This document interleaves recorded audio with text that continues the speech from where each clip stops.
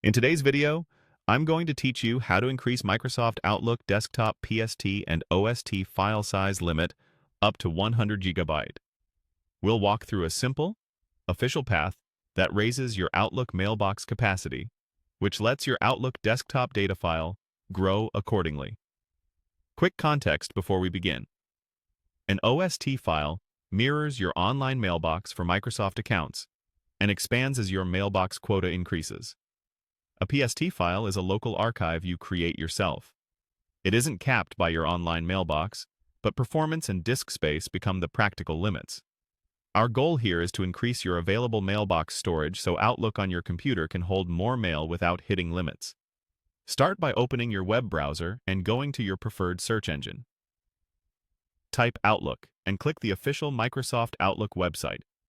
Sign in if you're prompted. Once you're in your mailbox, look to the top right and open the gear icon to access settings. From there, go to the account area, then open the storage section.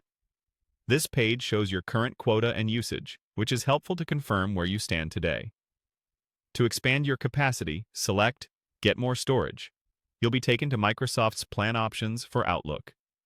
Review the plans carefully and choose the one that fits your needs and budget. You'll typically see options such as Microsoft 365 Basic, Microsoft 365 Personal, and Microsoft 365 Family.